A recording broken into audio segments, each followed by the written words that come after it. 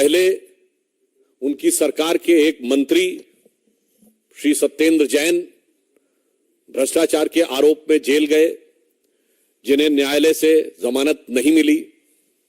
फिर एक स्टेप और ऊपर गया, उप मुख्यमंत्री मनीष सिसोदिया जी जेल गए, और अब आम आदमी पार्टी के संसदीय दल के नेता श्री संजय सिंह, कोई सामान्य व्यक्ति नहीं है, संसदीय दल के नेता हैं, leader of the parliamentary party, वो भ्रष्टाचार के आरोप में रिमांड पर हैं। अतः अब यह साफ हो गया है कि आम आदमी पार्टी में भ्रष्टाचार एक आम बात होती चली जा रही है और उसे नित नए खुलासे होना भी बहुत आम बात हो रही है। अब कोई खास बात नहीं रह गई है। और जिस प्रकार से मंत्री, उप मुख्यमंत्री और नेता संसदीय दल उत्तरोत्तर भ्रष्टाचार में आरोपित होते चले जा रहे हैं, उससे मैं कहना चाहूंगा कि एक कट्टरता का किरदार पूरी तरीके से तार तार हो रहा है। यहां पर हम यह भी कहना चाहेंगे कि जिस प्रकार के अनर्गल निराधार आरोप आम आदमी पार्टी लगाने का प्रयास करती है, तो हम यह भी स्पष्ट करना चाहते हैं कि न्यायालय ने जो निर्णय दिया है उसमें स्पष्ट रूप से, अब देखिए बहुत साफ है, पैसे का लेन देन, चुनाव में उसका प्रयोग, और उससे गंभीर बात है, साक्ष्य ये आए हैं कि पॉलिसी में चेंज इस आधार पर किया गया है और यह चेंज नीतिगत है। नीतिगत है तो इसका मतलब पूरी पार्टी इसमें इन्वॉल्व है, विषय सिर्फ संजय सिंह जी का नहीं है। इसका मतलब हो गया कि नीतिगत निर्णय में पूरी पार्टी इन्वॉल्व है। और मुझे लगता है यह शराब का घोटाला तो इनके लिए वैसा बनता चला जा रहा है कि एक तरफ इन्होंने पॉलिसी विड्रॉ की, मैं इस बात को पुनः रीएम्फसाइज करना चाहता हूं, सीबीआई इंक्वायरी शुरू होते ही पॉलिसी विड्रॉ कर ली। क्यों विड्रॉ किया अगर सब कुछ सही था? और विड्रॉ करने के बाद आप उसको डिफेंड भी कर रहे हैं, और डिफेंड करते हुए आप उस दलदल में धंसते हुए चले जा रहे हैं। क्योंकि जैसे कर्म किए हैं आम आदमी पार्टी ने, अब वो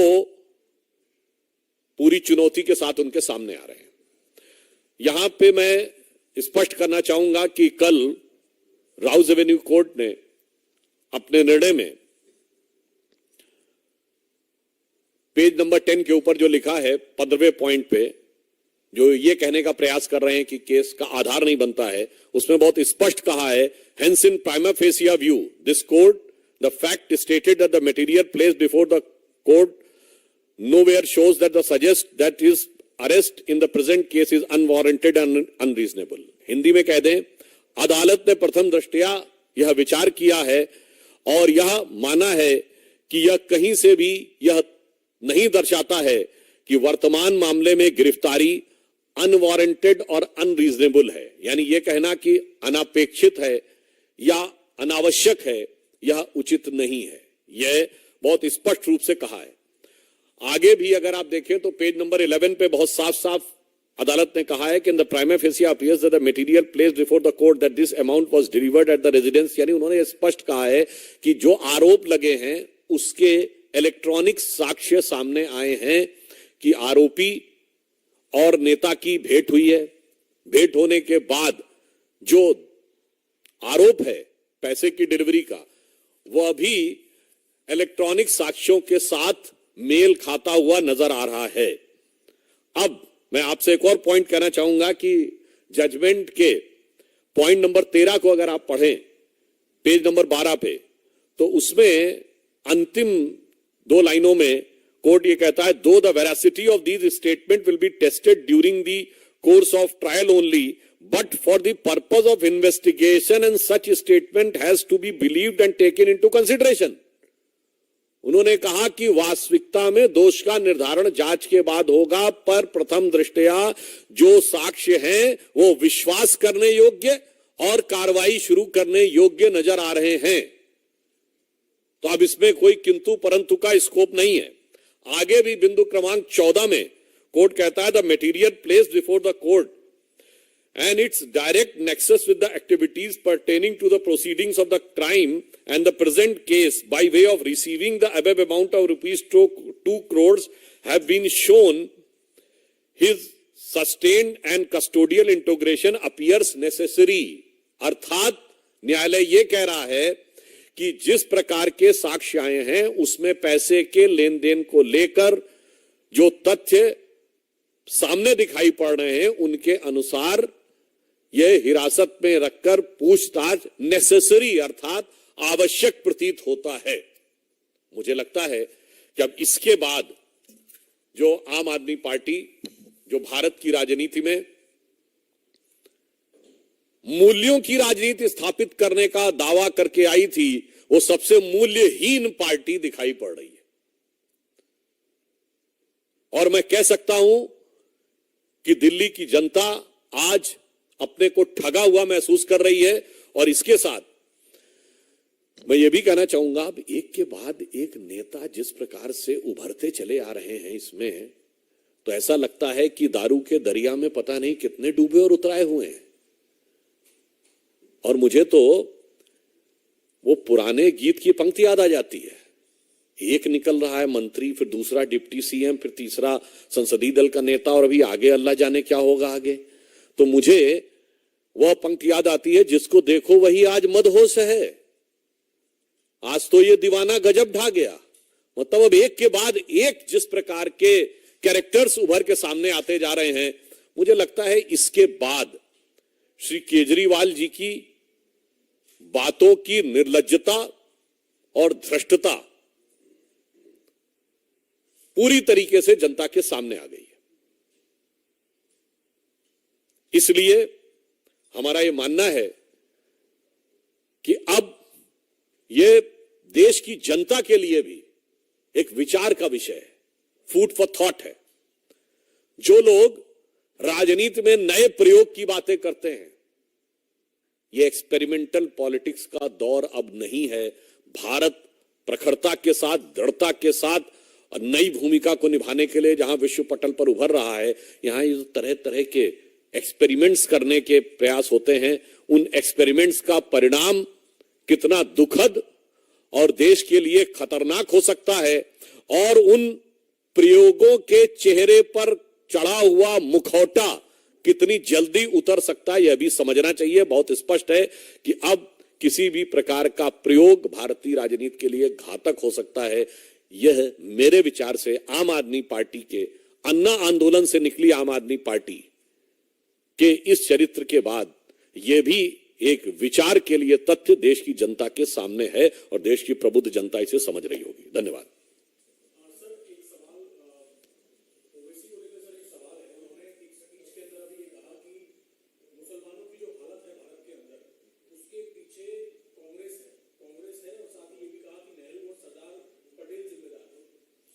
देखिए, वो वैसे तो किस किस स्पीच में क्या क्या कहते रहते हैं उसके ऊपर टिप्पणी करना वो है, तो मुझे लगता है इस प्रश्न का उत्तर तो आप उनसे ज्यादा पूछें तो ज्यादा बेहतर होगा, कांग्रेस वालों से। हाँ, इतना जरूर मैं कहना चाहूंगा कि आज जो भी हालात है, यद्यपि यह बात मैं एक बार मैंने संसद में भी कही है, मैं पुनः कह देना चाहता हूं कि आज स्वतंत्रता के 75 वर्ष हो गए। मैं ओबीसी जैसे लोगों को भी स्पष्ट बता देना चाहता हूं कि जब यह देश स्वतंत्र हुआ तो जिनको आज माइनॉरिटी कहते हैं उनमें से कितने लोग ऐसे थे जिनके राजे रजवाड़े थे? कोई जैन रियासत थी क्या? कोई क्रिश्चियन रियासत थी या पारसी रियासत थी या यहूदी रियासत थी? इक्का दुक्का महाराजा पटियाला वगैरह को छोड़ दें तो बस एक दो ही सिख रियासतें थी और लाइन लगा के मुस्लिम रियासतें थी। नवाब पटौदी, नवाब जूनागढ़, नवाब भोपाल, नवाब लखनऊ, हैदराबाद के निजाम। तो फिर क्या हो गया भाई? आप तो सुल्तान आलम थे, हुजूर नवाब थे, क्या हो गया? इसलिए मैं जो बात बोल चुका हूं ओवैसी जी को समझना चाहिए कि जो हुक्मरान वक्त थे वो आज मजलूम हो गए क्योंकि सेकुलरिज्म के जाल में ऐसे फंसे कि उलझलूल हो गए।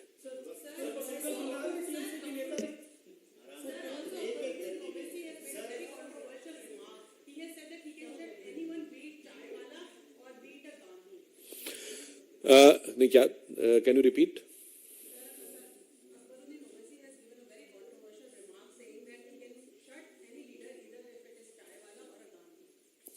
Actually, can you point out any of his statement which is non-controversial? There are certain leaders who live up their politics only on the basis of the controversy.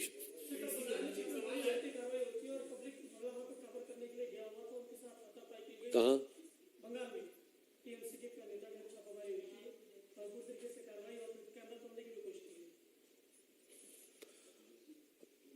देखिए, पश्चिम बंगाल में जिस प्रकार का वातावरण है और पुलिस का जिस प्रकार का दुरुपयोग है, ये मैं नहीं कह रहा हूं, कांग्रेस पार्टी के संसदीय दल के नेता अधीर रंजन चौधरी ये कह चुके हैं कि there is no democracy in Bengal. और कांग्रेस, तृणमूल कांग्रेस की गवर्नमेंट को उन्होंने मर्डरर टाइप कहा है, कोर्ट में भी गए हैं। तो भाई, हमारी बात पे यकीन ना हो तो अपनों की बात पे तो यकीन कर लें। हमारे कार्यकर्ताओं के साथ होता हुआ अत्याचार विपक्ष को दिखाई नहीं पड़ता है, तो अपने कार्यकर्ताओं के साथ होता हुआ अत्याचार अनाचार तो देख लीजिए। मगर क्या करें कि मोदी विरोध का इतना इश्तेहार आंख पे चिपक गया है कि अपनी कार्यकर्ताओं का भी उनको अत्याचार दिखाई नहीं पड़ता।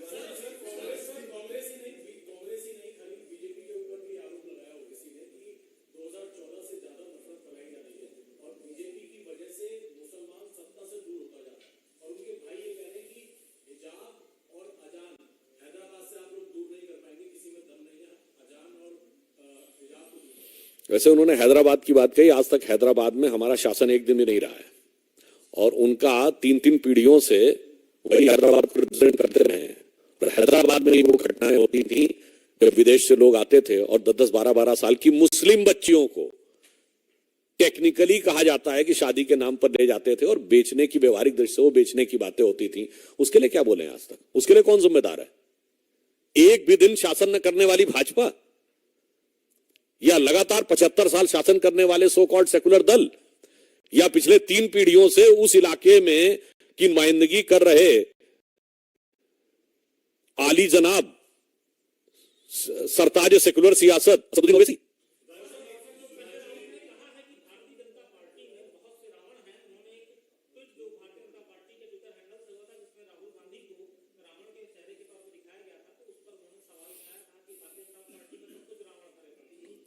देखिए, कहना नहीं चाहिए कौन कैसे बदलता है।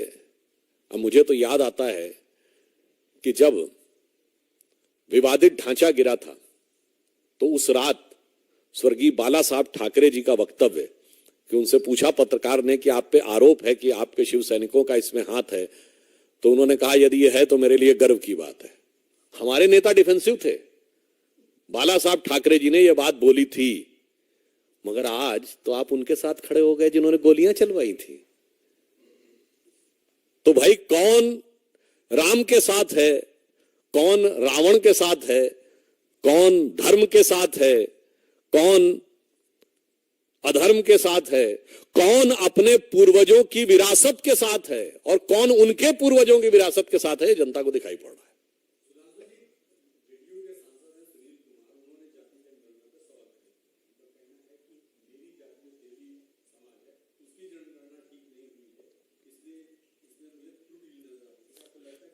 मुझे लगता है बिहार सरकार का अंदरूनी मामला है, तो इस बात का जवाब वहां के मुख्यमंत्री को देना चाहिए। यदि उन्हीं की पार्टी के, उन्हीं के प्रतिनिधि लोग उस पर प्रश्न चिन्ह उठा रहे हैं, तो मुझे लगता है इससे उनकी विश्वसनीयता पूरी तरीके से प्रभावित हो जाती है। Then now there is a serious question on its credibility when their own party's member of parliament are raising question on this issue.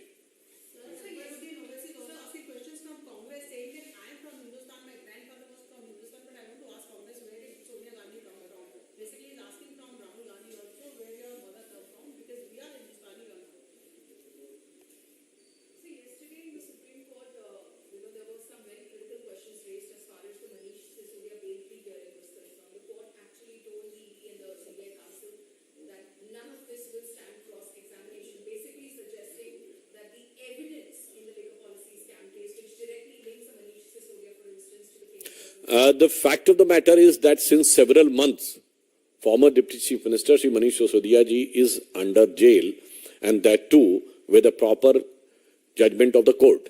As far as there is some comments are concerned, तो मैं तो कहना चाहूंगा इनके लिए तो केजरीवाल जी कहते हैं ना, भारत रत्न देना चाहिए। अब एक से एक कैसे कैसे रत्न निकल रहे हैं आपकी पार्टी में, वो दिखाई पड़ रहा है। अब ये रत्न वाले ये देखने की कोशिश कर रहे हैं कि थोड़ी सी धूल क्या हमारे ऊपर हट रही है या नहीं। ये उनकी बेबसी और जो उनकी वास्तविकता में भ्रष्टाचार में डूबे होने के बावजूद अब उन्हें साफ नजर आ रहा है कि हम बाकी चीजों से बच नहीं सकते। तो मुझे लगता है वो कोशिश कर रहे हैं जैसे डूबते को तिनके का सहारा। मगर मेरा मानना है let the final judgement come with the proper evidence and proper investigation, then we should comment on anything.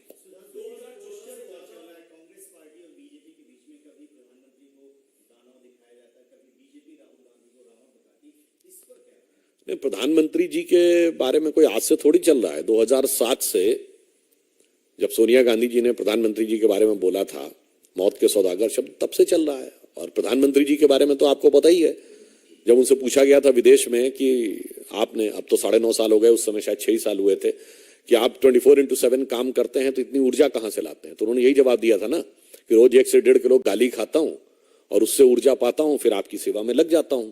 तो वो जितना भी मोदी जी के लिए नफरत देते चले जाते हैं उतनी ही मोदी जी की पॉपुलैरिटी बढ़ती चली जाती है। तो विपक्ष ये सोचता है कि वो नफरत के द्वारा इलाज कर लेगा, तो मर्ज उनके दिमाग में है, वो इलाज नहीं हो रहा है। इलाज ये हो रहा है कि मोदी जी के लिए मोहब्बत बढ़ रही है जनता की नजर में। तो वो जो पुराना शेर है उसको घुमा के मैं कहना चाहूंगा कि मरीजे नफरते मोदी पर लानत खुदा की, मर्ज बढ़ता गया जो जो दवा की।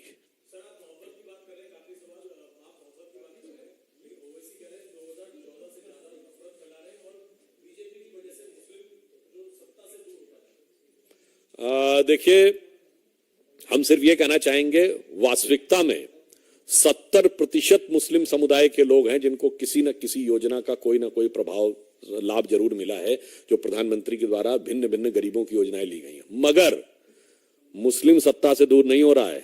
सत्ता की सरमाएदारी और जागीरदारी चंद कट्टरपंथी लोगों ने मुस्लिम समाज की जो अपने हाथ में कर ली थी, अब मुस्लिम समाज में भी जागरूकता आ रही है तो उनकी जागीरदारी हिल रही है, क्योंकि उन्हें समझ में आ रहा है कि अभी तक वो जिस ढंग से लोगों को अपने पीछे चला रहे थे, अब समाज के अंदर भी जागरूकता आ रही है। तो डरने की जरूरत किसी समुदाय को नहीं है, डरने की जरूरत उन जागीरदारों और सरमाएदारों को है जिन्होंने मुस्लिमों को मजलूम रखते हुए अपनी दुकानदारी और सरमाएदारी बहुत बड़ी बना के रखी। वैसे दुकानदार एक और भी है ना जो दुकान लगा के चलते हैं, तो वो भी उस दुकानदारी में शामिल है, मोहब्बत की दुकान वाले।